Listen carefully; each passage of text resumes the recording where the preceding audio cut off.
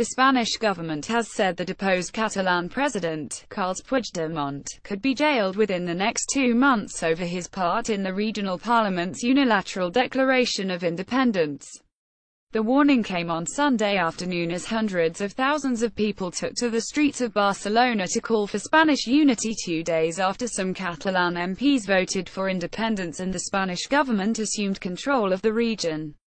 Spain's Prime Minister, Mariano Rajoy, has sacked Puigdemont and his government and called regional elections for the 21st of December. In an interview with the Associated Press, the country's foreign minister, Alfonso Dastis, said Puigdemont could theoretically run for re-election in the vote if the courts decide he should remain free until then. Spanish prosecutors said on Friday that they would file charges of rebellion against Puigdemont, a crime punishable with up to 30 years in prison. I don't know what kind of judicial activity will happen between now and the 21st of December, said Dastis. If he is not put in jail at that time, I think he is not ineligible. A pro-unity demonstration in Barcelona on Sunday.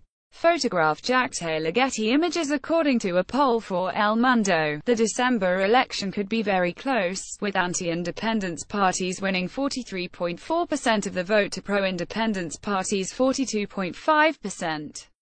Dastis told Catalan separatists to think twice before rejecting the election as it will be held according to the law. So the results will have to be respected afterwards. He did, however, hint that there could yet be negotiations over a new deal for Catalonia. I rule out independence but not necessarily more autonomy, even if they are now already one of the regions with the highest powers and competences not only in Spain but in the world at large, he said. Sunday's demonstration, which was convened by the anti-independence group Societat Civil Catalana, saw a huge crowd mass in central Barcelona. Organizers put attendance at 1.3 million, while the city's police said 300,000 turned out. Another pro-unity protest this month drew similar numbers. People with Spanish flags tied around their necks congregated on the Passeig de Gràcia, one of Barcelona's main thoroughfares. Others carried white banners with the flags of Catalonia, Spain and the EU surrounded by a heart. The event's slogan was "We are all Catalonia. Common sense for coexistence," and drew people from the region and beyond as well as members of the Spanish government and pro-unity Catalan MPs. Speaking shortly before the rally, Inequutesa Ramadas of the Ciutadans Citizens Party, said the silent majority of Catalans are once again taking to the street to show that the majority of Catalans feel Catalan, Spanish and European. Ramadas said the time had come to restore Catalonia's institutions and prepare for the December elections.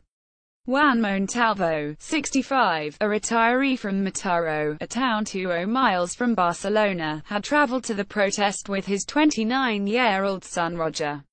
"We've come to give our opinion and show that part of Catalonia feels Spanish as well," he said. Catalan society is divided. We need to achieve more unity, but also to show pro-independence Catalans that we are 50% and they need to respect us like we need to respect them. Montalvo, who was born in Extremadura, said he felt increasingly like a Spanish immigrant even though he speaks Catalan and is married to a woman from the region. His son added, "I feel Catalan, but for me that means being Catalan inside a Spanish state." Some protesters shouted "Viva España" while others vented their anger at the region's sacked president, chanting Puigdemont to prison despite the Spanish government's unprecedented use of Article 155 of the country's constitution to take control of Catalonia's civil service, police, finances and public media. Some pro-independence politicians have refused to recognize the measures. Writing in the Catalan newspaper El Punt Avui on Sunday, Oriol Junqueras, the vice-president of the deposed Catalan government, accused Rajoy's ruling Partido Popular People's Party of overthrowing regional democracy. "We cannot recognize the coup d'état against Catalonia, nor any of the anti-democratic decisions that the PP is adopting by remote control from Madrid," he said. The president of the country is and will continue to be Carles Puigdemont, at least until the day the citizens do not decide otherwise in a free election. However, Junqueras also said that decisions would have to be made over the coming days that won't be easy to understand, adding that the independence movement would push onwards without ever giving up ballot boxes to validate the republic. On Saturday, Puigdemont said efforts would continue to build a free nation, adding, "We must assess resisting repression and threats, without ever abandoning, at any time, civic and peaceful conduct." Dastis dismissed such calls, saying any attempt by Puigdemont or his allies to continue in office this week would prove futile, as regional civil servants would not heed their instructions. "If he wants to live in a parallel universe he may go on, but nobody, I think, is going to obey him," said Dastis. "No matter what he says, the central government is now in charge of Catalonia, although we have clearly decided we don't want to be there for the long run."